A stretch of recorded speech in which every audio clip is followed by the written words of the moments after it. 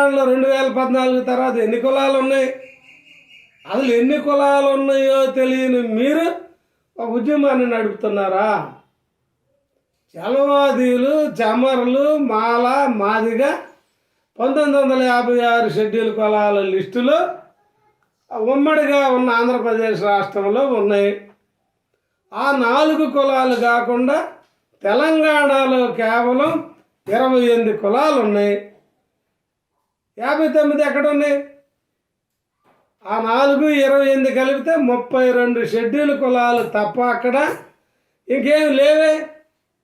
59 కులాలు ఉన్నాయా ఇప్పుడు తెలంగాణలో? 2014 తర్వాత స్టేట్ బైఫర్కేట్ అయ్యే తర్వాత ఈ కులాల్లో మాదిగలు, మాదిగలు, మాలలు, మాలసాలే, నెత్కాని, మాలదాసు, చెమరు, మోచి, ముచి ఈ కులాలని పక్కన పెడితే మిగతా కులాలు 28 కులాల 26 కులాల ప్రజలు జనాభా ఎంత?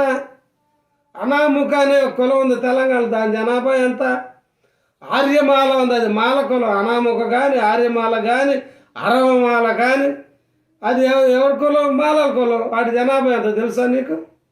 నీ ఉప కులాలు బేడ, బైండ్ల, బేగర, చంబారు, డక్కలు, దోరు, ఎల్లమాలవారు మావాళ్ళు, హొలిదాసరి మావాళ్ళు, కొలుపుల వాండ్లు ఈ కులాలు, మహరు, మాలదాసరి, మాల హన్నయ్య, మాల జంగం, మాల మస్తి, మాల సాలె, మాల సన్యాసి, మాంగు గరుడి, మన్నె, మస్తి, మెహతర్, మిథలయల్వార్, సమగర, సింధోళ్ళు ఇవి 28 కులాలు. ఈ 28 కులాల్లో నీకు మిగిలిన కులాలు చెమర్ని, మాదిగని, మెయిన్ ప్రధాన కులంగా ఉన్న వీళ్ళని తీసివేస్తే, ఈ మాల అనుబంధ కులాలను తీసివేస్తే నీ కులాలన్నీ 8 ఉన్నాయి అక్కడ.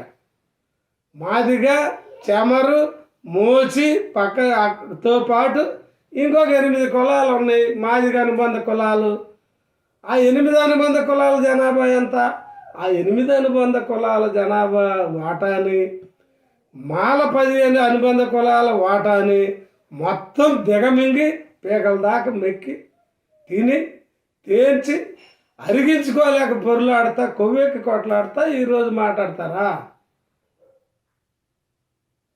ఇది ఎక్కడ? నీకు అన్యాయం జరిగితే మాట్లాడు.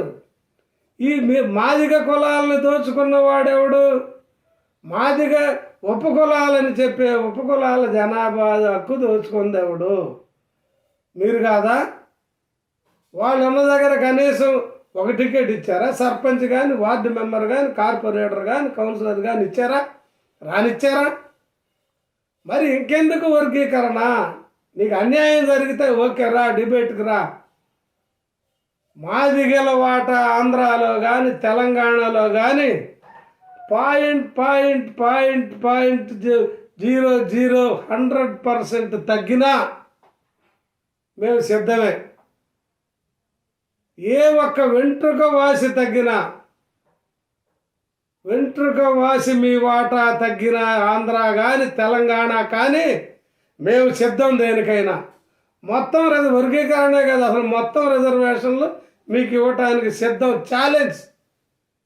ఈ వాగుడిగాళ్ళు అందరూ వర్రేగాళ్ళు, పాటలు రాసే వెధవలు, మాట్లాడే వెధవలు, సిద్ధాంతాలు చెప్పే వాళ్ళందరికి కూడా నేను ఛాలెంజ్ చేస్తున్నా. నీకేమీ నష్టం జరగకుండా మెక్కి తిని దొర్లాడుతా అరక్క ఇంకా మేము తిన్నామా, మేము మీ హక్కులు దోచుకున్నామని మాట్లాడతారా? మోడీని మేము పిలిపిలేము, నువ్వు అడుక్కొని పిలిపించావు. వచ్చింది బీజేపీ జనం. అది వర్గీకరణ. వివేకం రాజీనామా చేయమంటావు. ఎందుకు చేయాలి ఆయన? మీరు ఒక్కళ్ళు ఓట్లు వేసారా? మీరు ఓట్లు వేయకపోతే మేము వేస్తామా? మీ మాదిగ ఎంపీలకి, ఎమ్మెల్యేలకి, మీ వార్డు సర్పంచులకి ఓడిపోవడానికి ఒక్కోటి చాలుగా. నువ్వెవడు అసలు? నువ్వే ఒక పార్టీ, మహాజన సోషలిస్ట్ ఫ్రంట్ అని ఒక పార్టీ పెట్టుకున్నావు. నీ బతికేంది అసలు? నీ పార్టీ బతికేంది? నువ్వు ఉద్యమమా? నువ్వు ఎంఆర్పిఎస్ ఉద్యమమా? నువ్వు ఎంఆర్పిఎస్ ఉద్యమమా? నువ్వు నడిపింది. నువ్వు పార్టీ పెట్టుకొని అన్ని పార్టీల కాళ్ళకాడకు తిరిగి నువ్వేంటి మాట్లాడేది? వచ్చిన లక్షల మంది వర్గీకరణ వ్యతిరేకులే.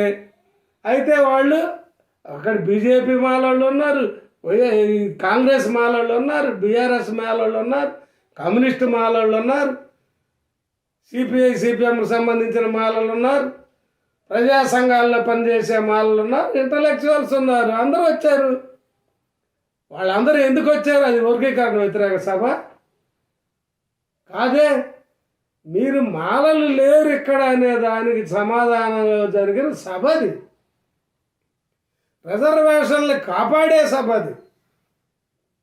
చెయ్యి పార్లమెంట్లోనూ. నువ్వెందుకు అంగీకరించలే? 2004లో మేము కలిస్తే 2004లో 5గురు ఈరోజు సుప్రీంకోర్టు తీర్పుని అంగీకరించలేదు అంటున్నావే.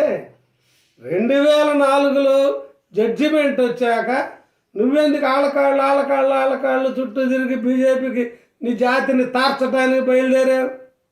నువ్వు ఉద్యమం చేసావు. అసలు కేసు నీదా కేసు? నువ్వు గెలిచావా సుప్రీంకోర్టులో?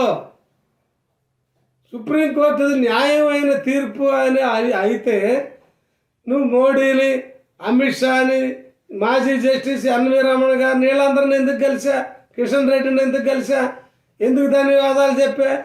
వాళ్ళు పైరువి చేస్తే వచ్చిన జడ్జిమెంట్ అనేగా. మరి 2004లో మేము గెలిచినప్పుడు ఏ పార్టీ వాడి దగ్గరికి వెళ్ళి మేము ధన్యవాదాలు చెప్పి వాళ్ళ కాళ్ళు పట్టుకోలేదే. అది రాజ్యాంగబద్ధంగా వచ్చిన తీర్పు కాబట్టి మేము అంగీకరించాము. నువ్వు కోర్టు అంటున్నావు, అప్పుడు ఎందుకు అంగీకరించాలి? అంగీకరించి నోరు మూసి కూర్చున్నారుగా. అప్పీల్కి ఎందుకు వెళ్ళా? 2011లో పంజాబ్ హైకోర్టులో వాళ్ళు వెళ్ళారు, దేవేందర్ సింగ్ వెళ్ళాడు, పంజాబ్ గవర్నమెంట్ వెళ్ళింది. వాళ్ళకి జడ్జిమెంట్ వస్తే నువ్వెందుకు ఎగురుతున్నావు? ఎక్కడ రాష్ట్రాలు చేసుకోవచ్చు అని చెప్పింది సుప్రీంకోర్టు. రైట్, ఓకే, చేస్తే ఎట్లా చేయాలని చెప్పింది.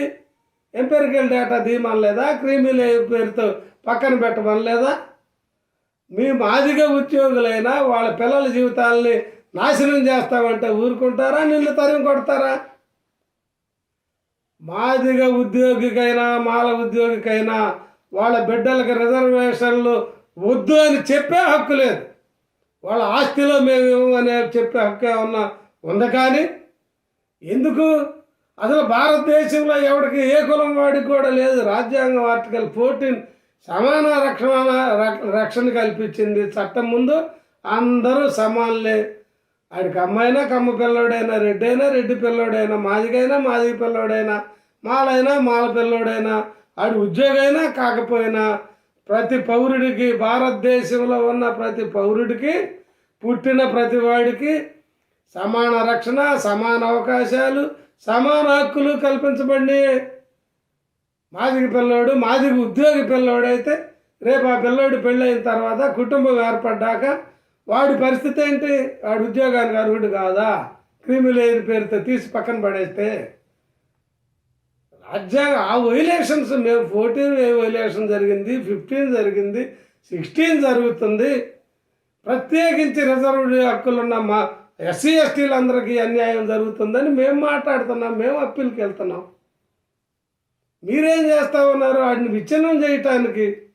పోనీ నీకు ఇక్కడ ఏమన్నా అన్యాయం జరిగిందా? మీ మాదిగ సామాజిక వర్గానికి ఆంధ్ర తెలంగాణలో డేటా లబ్ధిదారులు తీసుకురా. నీ జనాభాకి మించి పొందారా లేదో తేలిపోద్ది కదా. కాబట్టి ఈ మేధావులందరూ, మాదిగ మేధావులు, ఎంఆర్పిఎస్ నాయకులారా, ఆలోచించండి, ఆలోచించుకోండి. మీ ప్రాపకం మాకు అవసరం లేదు, నీ ఓట్లు అవసరం లేదు. నువ్వు ఓట్లు అయిపోతే మేము వేస్తామంటే మీ వాళ్ళకి. మేము పెట్టలేవా మీటింగ్? ప్రధానమంత్రిని తెచ్చి, మోడీని తెచ్చి పెట్టలేవా? మా వివేక్ పెట్టలేడా మోడీని తెచ్చి? మేము ప్రజాస్వామ్యం గురించి, మైనారిటీల గురించి, మానవత్వం గురించి, స్త్రీల హక్కుల గురించి, సమాజం గురించి, రాజ్యాంగ పీఠికలోని స్వేచ్ఛ, సమానత్వం, సౌభ్రాతృత్వం, సమన్యాయం గురించి, వివక్ష గురించి మేము మాట్లాడకపోతే మేము మీకులాగా దుర్దోహులుగా మారి ఆర్ఎస్ఎస్ తొత్తులుగా మారితే మోడీ రాడా మాకు? అమిత్ షా రాడా? ఇదే కిషన్ రెడ్డి వచ్చి మా వేదిక మీద ఎగరడా? ఎగిరించలేమా? నీ మద్దతుదారులందరూ డ్యాన్సులు వేపేయమంటావా మా వేదికల మీద? కొద్దిగా సిగ్గు తెచ్చుకొని జ్ఞానం తెచ్చుకొని మాట్లాడండి. నువ్వు డేటాతో రా, వాళ్ళు ఉన్నారు వీళ్ళు ఉన్నారంటే మరోసారి చెప్తావన్నా, వాళ్ళు సష్మ సమానులు మాకు.